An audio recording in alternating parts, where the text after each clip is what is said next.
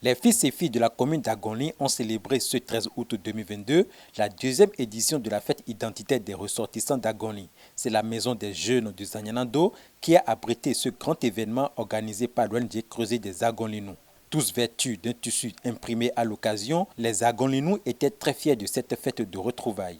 Le président de l'ONG Creuset des Agonlinous explique les raisons qui sous-tendent une telle initiative et appelle au rassemblement des fils et filles d'Agonly pour le réel développement de leur localité.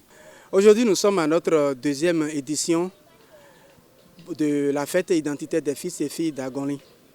La première édition a été lieu le 10 août 2019 à Kové. Et compte tenu de la pandémie Covid-19, nous n'avons pas pu célébrer pour 2020 et pour 2021. Mais pour cette année, nous avons décidé de célébrer. Et la fête, c'est l'union des filles et fils d'Agonly. Parce que Agonly est de 3 piliers, mais en somme, c'est une. Donc, nous voulons l'union des filles et fils d'Agonly pour que la fête identitaire soit une réelle fête comme nous sommes en train de constater sur les autres lieux. Donc, aujourd'hui, à Zanyando, nous avons fêté la deuxième édition et c'est une grande joie pour moi en tant que président parce que nous avons fait le compte de tout ce qui a été fait par l'ONG et les membres étaient heureux. Nous aussi, nous sommes heureux et nous voyons que nous avons battu un bon travail. Maintenant, nous demandons à toute fille et tout fils d'Agonly, tête couronnée, sage et notable d'Agonly, que la fête initiée par l'ONG Creuset d'Agonly n'est rien d'autre que la révalorisation de Agonly. Donc il faudrait qu'ils nous soutiennent afin que ce soit une fête bien améliorée, sans la politique politicienne, pour que Agonly soit toujours unie comme d'habitude. Notons que l'ONG Creuset des Agonlinous œuvre depuis des années pour le développement de cette localité du plateau d'Abomey à travers diverses activités. Depuis 10 août 2019 jusqu'à l'autre jour, notre ONG a mené plusieurs actions. Parmi tant d'autres, nous pouvons citer Journée de l'excellence en septembre 2019. On a fait depuis 2020 la célébration de la Journée internationale de la femme. On a fait à Kové, on a choisi Dobi Lanka.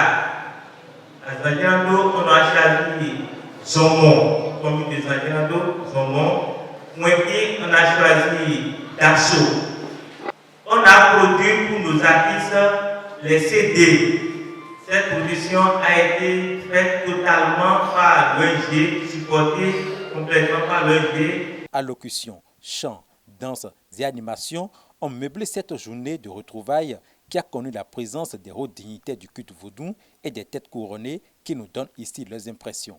On ne peut que les encourager. Comme je vous l'ai déjà notifié, d'accord, tout à l'heure, il faudrait qu'ils soient un et que le bureau, les membres du bureau soient humbles, d'accord, pour pouvoir accepter les uns et les autres. Trop de rigueur, comme je l'ai dit, tue les groupes souvent. D'accord, il n'y a pas un groupe sans rigueur, mais il faut savoir et prendre ses membres pour que nous puissions former un seul corps. Un seul corps.